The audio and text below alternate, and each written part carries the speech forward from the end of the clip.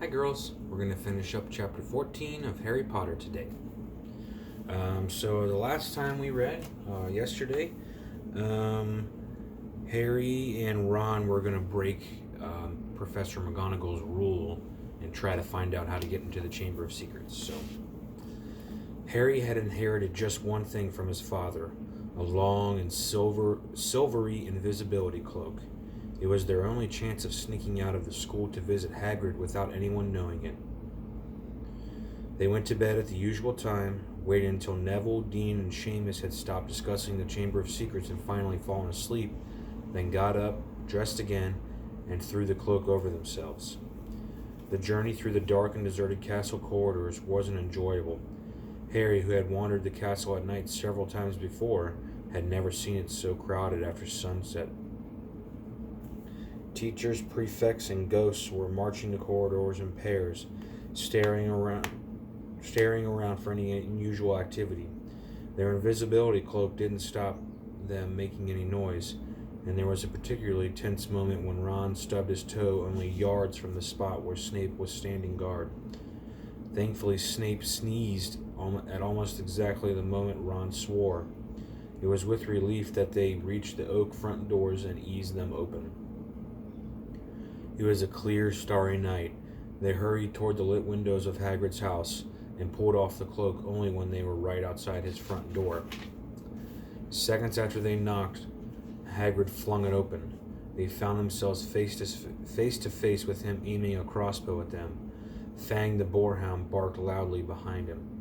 "Oh," he said, lowering the weapon and staring at them. "What are you two doing here?" "What's that for?" said Harry, pointing at the crossbow as they stepped inside. Nothing, Hagrid muttered. "I've been expecting... Doesn't matter. Sit down. I'll make tea." He hardly seemed to know what he was doing. He nearly extinguished the fire, spilling water from the kettle on it, and then smashed the teapot with a nervous jerk of his massive hand. "Are you okay, Hagrid?" said Harry. "Did you hear about Hermione?" "Oh, I heard all right," said Hagrid, a slight break in his voice.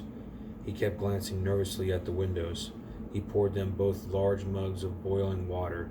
He had forgotten to add the tea bags, and was just putting a slab of fruitcake on a plate when there was a loud knock at the door. Hagrid dropped the fruitcake. Harry and Ron exchanged panic-stricken looks, then threw the invisibility cloak back over themselves and retreated into a corner. Hagrid checked that they were hidden, seized his crossbow, and flung his door open once more. "Good evening, Hagrid." It was Dumbledore. He entered looking deadly serious and was followed by a second, very odd-looking man. The stranger had rumpled gray hair and an anxious expression, and was wearing a strange mixture of clothes: a pinstripe suit, a scarlet tie, a long black cloak, and pointed purple boots. Under his arm he carried a lime green bowler. A bowler is a type of hat. "That's Dad's boss," Ron breathed. "Cornelius Fudge, the Minister of Magic." Harry elbowed Ron hard to make him shut up. Hagrid had gone pale and sweaty. He dropped into one of his chairs and looked from Dumbledore to Cornelius Fudge. "Bad business, Hagrid," said Fudge in rather clipped tones. "Very bad business. Had to come. 4 attacks on Muggleborns. Things have gone far enough. Ministry's got to act." "I never," said Hagrid, looking imploringly at Dumbledore. "You know I never, Professor Dumbledore, sir." "I want it understood, Cornelius, that Hagrid has had my full confidence," said Dumbledore, frowning at Fudge. "Look, Albus," said Fudge uncomfortably. "Hagrid's record's against him. Ministry's got to do something. The school governors have been in touch. Yet again, Cornelius, I tell you that taking Hagrid away will not help in the slightest," said Dumbledore. His blue eyes were full of a fire Harry had never seen before. "Look at it from my point of view," said Fudge, fidgeting with his bowler. "I'm under a lot of pressure. Got to be seen to be doing something. If it turns out that it wasn't Hagrid, he'll be back and no more said. But I've got to take him. Got to. Wouldn't be doing my duty." "Take me?" said Hagrid, who was trembling. "Take me where?" For a short stretch only, said Fudge, not meeting Hagrid's eyes. Not a punishment, Hagrid. More a precaution. If someone else is caught, you'll be let out with a full apology. Not Azkaban, croaked Hagrid.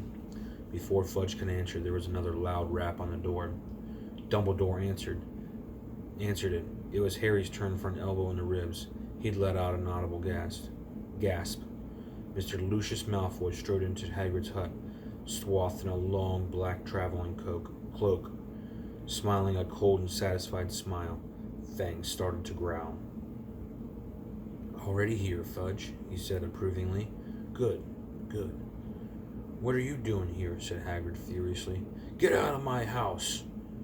My dear man, please believe me, I have no pleasure at all in being inside your... Do you call this a house? Said Lucius Malfoy, sneering as he looked around the small cabin. I simply called at the school and was told that the headmaster was here. And what exactly did you want with me, Lucius? Said Dumbledore. He spoke politely, but the fire was still blazing in his blue eyes. Dreadful thing, Dumbledore, said Malfoy lazily, taking out a long roll of parchment. But the governors feel it's time for you to step aside. This is an order of suspension. You'll find all 12 signatures on it. I'm afraid we feel you're losing your touch. How many attacks have there been now? 2 more this afternoon, wasn't it? At this rate, there'll be no Muggleborns left at Hogwarts, and we all know what an awful loss that would be to the school. Oh, now, see here, Lucius, said Fudge, looking alarmed. Dumbledore suspended? No. Last thing we want just now. The appointment or suspension of the headmaster is a matter for the governors, Fudge, said Mr. Malfoy smoothly, and as Dumbledore has failed to stop these attacks. See here, Malfoy, if Dumbledore can't stop them, said Fudge, whose upper lip was sweating now, I mean to say, who can? That remains to be seen, said Mr. Malfoy with a nasty smile, but as all 12 of us have voted... Hagrid leapt to his feet, his shaggy black head grazing the ceiling. And how many did you have to threaten and blackmail before they agreed, Malfoy, eh? He roared. Dear, you know, that temper of yours will lead you into trouble one of these days, Hagrid, said Mr. Malfoy. I would advise you not to shout at the Azkaban guards like that. They won't like it at all. You can take Dumbledore, yelled Hagrid, making Fang the boarhound cower and whimper in his basket.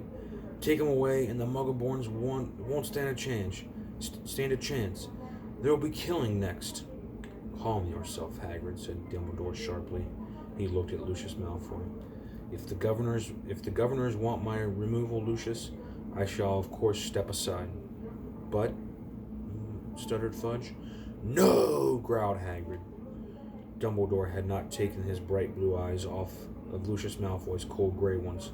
However, said Dumbledore, speaking very slowly and clearly so that none of them could miss a word, you will find that I will only truly have left the school when none here are loyal to me. You will also find that help will always be given at Hogwarts to those who ask for it. For a second, Harry was almost sure Dumbledore's eyes flickered toward the corner where he and Ron stood hidden. Admirable sentiments, said Malfoy, bowing. We shall all miss your highly individual way of running things, Albus, and only hope that your successor will manage to prevent any killings. He strode to the cabin door, opened it, and bowed Dumbledore out. Fudge, fiddling with his bowler, waited for Hagrid to go ahead of him, but Hagrid stood his ground, took a deep breath, and said carefully, I didn't want to get sprayed, sorry. Hagrid stood his ground, took a deep breath, and said carefully, if anyone wanted to find out some stuff, all they'd have to do would to be follow the spiders. That'll lead 'em right. That's all I'm saying. Fudge stared at him in amazement. All right, I'm coming, said Hagrid, pulling on his moleskin overcoat. But as he was about to follow Fudge through the door, he stopped again and said loudly, and someone will need to feed Fang while I'm away. The door banged shut, and Ron pulled off the invisibility cloak. We're in trouble now, he said hoarsely. No Dumbledore? They might as well close the school tonight. There'll be an attack a day with him gone. Fang started howling, scratching at the closed door. Ooh. Alright, so the next chapter is called Aragog. We'll start that tomorrow. I love you, chicks. You be good for Mommy and Grandma. Bye.